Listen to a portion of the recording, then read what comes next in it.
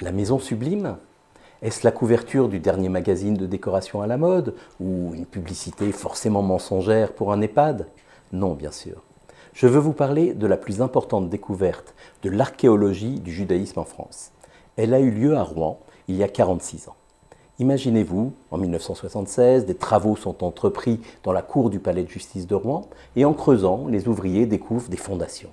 Les travaux sont arrêtés, l'archéologie préventive prend le relais et c'est une grande bâtisse qui apparaît peu à peu.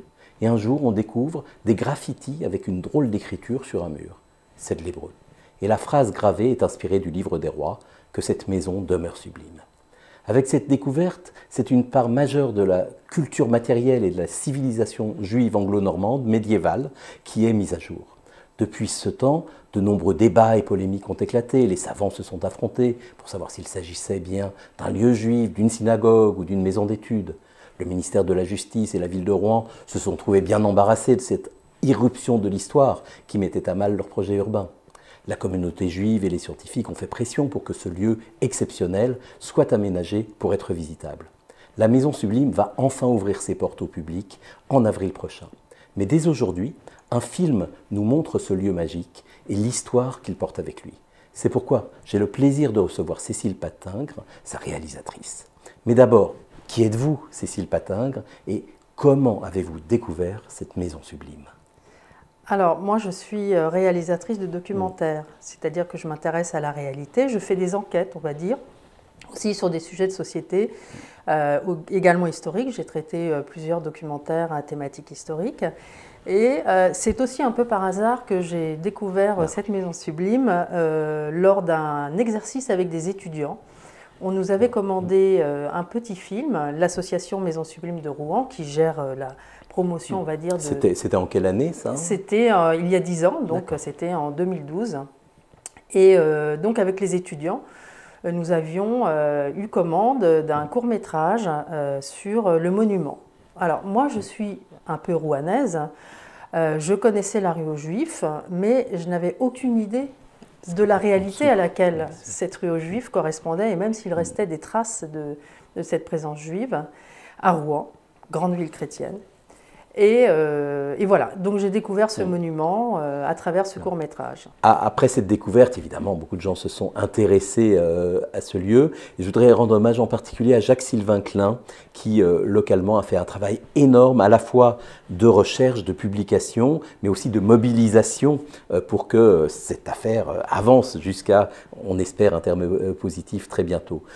Quels ont été vos contacts avec Jacques-Sylvain Klein ? Écoutez, Jacques m'a donné la clé du monument.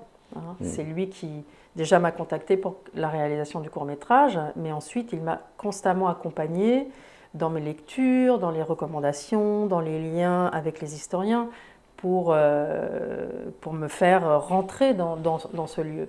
Et effectivement, il faut lui rendre hommage. Il faut rendre hommage à l'association Maison Sublime de Rouen pour le travail acharné qu'ils ont mené pendant 10 ans, même plus, enfin ces 10 dernières années, notamment avec tous les travaux de conservation. Et je crois que Jacques continue de se battre pour la réouverture. Et si le film existe aujourd'hui, c'est aussi grâce à lui. Quelques mois à peine avant la découverte du bâtiment, un historien américain, Norman Golb, travaille sur l'histoire de la communauté juive de Rouen. Norman Golb va exploiter des manuscrits très nombreux, près de 200 000, qui ont été découverts à la Guénissa du Caire à la fin du XIXe siècle. Et donc Norman Golb a découvert un toponyme hébreu. 4 lettres, R, D, W, M. Jusque-là, on avait traduit ça tantôt par Dreux, par Rhodez, par Troyes. Et Norman Golb dit non, ça doit correspondre à Rodom, qui était le nom médiéval de Rouen. Il a fait cette connexion et donc a pu montrer que la découverte du monument juif, de la Maison Sublime, correspondait à tout un monde intellectuel à Rouen au XIIe et XIIIe siècle. En un été, grâce à cette double découverte historique d'abord, archéologique ensuite, Rouen est devenu un des très hauts lieux de l'archéologie juive, non seulement en France. Ce monument, c'est le plus ancien monument juif de France, mais c'est sans doute aussi le plus ancien monument juif d'Europe. Vous qui êtes une femme d'image, qu'est-ce qu'on voit quand on découvre cette maison sublime? Quelles sont les premières choses qu'on voit, qui frappent et qui vous ont finalement suffisamment intéressé pour y passer déjà plus de 10 ans de votre vie? Alors, déjà, la première chose, c'est quand on est à l'extérieur, on ne voit rien. C'est un vrai, le mystère demeure. On est bien dans l'environnement du palais de justice, un superbe monument. Superbe monument, très imposant, la cour d'appel, les avocats, les détenus qui sont dans la cour, etc. Et il y a une petite porte sous l'escalier d'honneur qui mène à ce qu'on appelle la crypte dans laquelle est conservé le monument. C'est ça. Cette crypte qui a pendant un moment été accessible dans l'histoire de la pré-découverte, mais assez vite, finalement, on s'est aperçu qu'il y avait une énorme érosion des sels, des produits toxiques qui en émanaient et qui ont effectivement obligé de tout arrêter pour repenser le projet. Absolument. Et d'ailleurs, les archéologues disent qu'elle était mieux conservée dans la terre qu'elle ne l'est aujourd'hui. Ah oui, c'est-à-dire que le fait de l'avoir découverte dans tous les sens du terme a été finalement peut-être un peu malheureux pour la conservation. Oui, ça la fragilise, et notamment les graffitis qui sont écrits sur les murs, qui en 10 ans, et quand j'y suis retournée pour filmer il y a 6 mois, je me suis bien rendu compte effectivement que les graffitis commençaient à être de plus en plus difficiles à percevoir. Alors, ces fameux graffitis, justement, qui donnent leur nom à cette maison, comment les avez-vous appréhendés? Ce qui m'a amené à faire ce film, c'est le graffiti. C'est cette phrase que je trouve déjà splendide, très mystérieuse. Donc c'est un verset biblique, extrait du livre des rois. Et surtout, je me suis dit... Alors, il y a 18 autres graffitis, il faut se dire, mais ce sont des fragments. Il y a des prénoms, Yitzhak, Amram, et ce verset entier est juste exceptionnel. Oui. Donc forcément, on s'y attache. Forcément, c'est la première des choses à laquelle une cinéaste a envie de s'accrocher. Bien sûr. D'ailleurs, vous le mettez très bien en valeur dans, c'est la clé dans du les film. éléments du film. Oui. Qui a écrit ce graffiti? Dans quelles circonstances a-t-il été écrit? Enfin, voilà, ce sont des questions qui m'ont taraudé, que je n'ai pas traitées dans le court-métrage, mais qui m'ont taraudé pendant ces 10 ans. Et lorsque m'a été donnée l'opportunité de faire, grâce à mon producteur Serge Gordet, de faire un film beaucoup plus long, sur lequel France 3 Normandie a eu la volonté que ce film voit le jour, je me suis dit qu'il faut absolument que ce graffiti soit le cœur de ce film. Oui. Voilà, parce que c'est la trace humaine. C'est la trace de ceux qui sont passés par là. Voilà, parce que en fait, on est dans le sous-sol, disons, dans ce passé est physiquement caché parce qu'il est dans le sous-sol, et il réapparaît soudain. Ici, on a Rabbi Meir, et en bas, Elise, Amran, c'est un prénom. Vache, c'est pas croyable. Si et Kaya, mais il y a encore un truc là.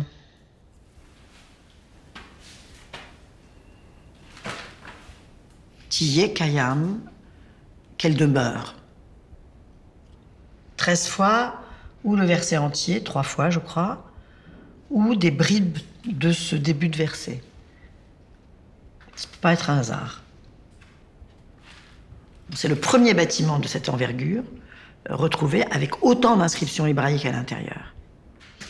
J'ai trouvé le Hélion. Je ne peux pas imaginer que ce soit des choses qu'on écrit comme ça parce qu'on s'ennuie. C'est impossible pour moi. Ça revient trop souvent, comme une incantation, comme une supplication peut-être aussi. Moi, les graffitis sur les murs, en général, ce sont des lieux d'incarcération. C'est rarement des lieux où les gens s'amusent à laisser leur empreinte. Il faut être incarcéré, rester longuement ou s'angoisser. Et peut-être que les gens ici se sont enfermés dans l'espoir d'échapper à une émeute. Je ne peux pas dire, je ne sais pas. Mais les témoignages ne manquent pas quant aux persécutions contre les Juifs sur le chemin des croisés, qui partaient s'embarquer pour la Terre Sainte. C'est certainement un lieu de prière. C'est certainement en tout cas un lieu d'étude, ou en tout cas un lieu où sont rassemblés à ce moment précis des gens capables d'écrire l'hébreu sur des murs, et ils connaissaient parfaitement la Bible. Donc on a affaire ici à des gens qui avaient un minimum d'érudition. Ça témoigne de l'importance accordée à ce lieu qui probablement reflétait la grandeur de la communauté de Rouen. Est-ce que vous avez un peu suivi, parce que en 10 ans, il s'est passé beaucoup de choses, il y a eu beaucoup de débats, hein, justement. Est-ce que vous avez été un peu suivi ou un peu intéressé par ces débats? Et surtout, est-ce qu'ils ont eu un impact sur votre travail de cinéaste? Bien sûr. Alors, il y a l'archéologie. L'archéologie qui est extrêmement importante dans justement la quête de ce patrimoine que ces Juifs ont laissé à travers les âges. Les historiens aussi qui continuent, on va dire, le débat reste quand même encore assez vif sur l'identité du monument. Hein. Est-ce que c'est une yeshiva? Est-ce que c'est une synagogue? Est-ce que c'est une riche demeure civile?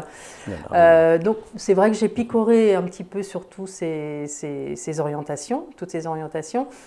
J'en ai fait forcément tirer mes conclusions personnelles. Voilà, mais je pense que le travail de recherche, le travail des historiens, le travail surtout des archéologues reste encore à faire pour, autour de la Maison Sublime, comprendre quels sont les restes, est-ce qu'il reste des vestiges de ce quartier juif. Exactement, donc c'est tout un ensemble urbain finalement du Moyen-Âge qu'il faut parvenir à reconstituer. Alors oui, vous mentionnez donc ces débats entre historiens qui sont présents depuis la découverte en 1976. Hein. Il semblerait qu'un consensus est en train de s'établir autour de l'idée que c'est vraiment une maison d'études, ou ce qu'on appellerait une yeshiva aujourd'hui, et ce qu'on appelait une yeshiva à l'époque. Il y a plusieurs signes qui penchent dans ce sens. Les graffitis sont un des signes d'ailleurs qui indiquerait qu'il s'agirait bien plus d'une maison d'études que d'une synagogue. Et cette maison d'études, au cœur d'un quartier juif, est finalement le symbole d'une énorme activité intellectuelle et culturelle des Juifs du Moyen-Âge dans cette région. Absolument. Et alors ça, je l'ignorais, et je pense que les Rouennais comme les Normands l'ignoraient. Et peut-être grâce à ce film et grâce à l'ouverture prochaine de la Maison Sublime, vont-ils comprendre qu'une des pages majeures du judaïsme français s'est jouée en Normandie, via la Rhénanie, via la Champagne. Mais voilà, des tossafistes extrêmement prestigieux sont venus, ont vécu à Falaise, à Caen. Donc voilà, il y a vraiment une histoire, je trouve, très émouvante. Absolument. Parce que se dire que Rachi, le grand commentateur de la Bible et du Talmud, était en Champagne. Donc je veux dire, c'est un judaïsme extrêmement fertile qui s'est développé à cette époque. Oui. On dit que des grands noms d'ailleurs du judaïsme, des créateurs du judaïsme, comme le fameux Rashbam, donc le petit-fils de Rachi, aurait vraisemblablement enseigné dans cette yeshiva. On dit que des grands noms même de l'étranger seraient passés. Abraham ibn Ezra, un grand savant du monde andalou, serait cité parmi les visiteurs de ce lieu. Donc on est vraiment au cœur d'une pensée, d'une culture juive très vivante au Moyen-Âge. Vous-même, Cécile, vous n'aviez pas forcément ni une connaissance particulière du monde juif et de son histoire à l'époque. Comment avez-vous abordé cette question et comment en avez-vous saisi l'importance ? Écoutez, moi j'avais des représentations, on va dire des clichés sur la présence de cette communauté. C'est-à-dire, pour moi, une communauté juive, c'était forcément des personnes qui étaient arrivées comme ça par hasard, incapables d'enracinement, ce qu'on a appelé longtemps le juif errant. Et on se rend compte de quoi? Que cette communauté est là depuis très longtemps, qu'elle parle la langue, qu'elle est parfaitement intégrée, qu'elle parle la langue vernaculaire, qu'elle s'habille comme les chrétiens, enfin il n'y a pas de distinction. Et voilà, donc c'était une présence extrêmement ancienne, qui a duré peut-être, on dit que même à partir du VIe siècle, on constate des traces de leur présence, donc ça fait quand même un attachement considérable à notre culture. La force de ce monument, alors il a été construit au XIIe siècle. C'est ça. Les Juifs sont expulsés au XIVe, en 1306. Il a 2 siècles. Et en ces 2 siècles, on a l'histoire de cette communauté qui est résumée par ce monument. la beauté, la splendeur, donc la richesse d'une communauté qu'on imagine donc de notables, de riches marchands, voilà, qui font construire cet édifice. Mais on a aussi l'histoire de sa dégradation. C'est vrai. Donc c'est un lieu c'est là où il est sublime, c'est que c'est un lieu qui raconte en 4 murs le destin tragique de la communauté, de sa splendeur jusqu'à son expulsion. Ce qu'on s'aperçoit, par exemple ici, c'est que la base du mur, la moulure qui protège des eaux de ruissellement, et le premier rang de parement de l'élévation, tout ça est parfaitement conservé, n'a pas subi les mêmes flammes qui auraient pu être générées par des braises. Mais on a plutôt affaire à des flammes qui ont léché le parement. Donc on peut imaginer des fagots disposés contre le pignon est et une tentative probablement d'enfumage du niveau supérieur du bâtiment.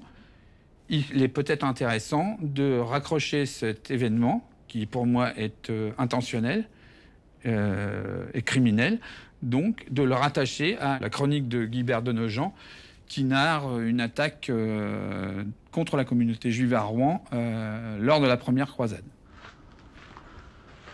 Donc en fumant l'étage, on pousse le groupe à descendre au sous-sol. Les gens qui sont réfugiés au sous-sol font leur testament. Les graffitis sur les murs, c'est la seule trace qu'ils vont laisser. Si on prend pas le détail, mais l'esprit de ces graffitis, c'est que le bâtiment, il reste au-delà de leur mort morale s'ils sont convertis ou physique s'ils n'acceptent pas la conversion. Il y a un double graffiti dans la toile d'escalier qui résume parfaitement l'attaque de 1096. Il y a effectivement un des attaquants qui a non seulement converti une partie des Juifs enfermés dans le bâtiment, mais également le bâtiment. Et il a gravé sur la pierre une croix pâtée.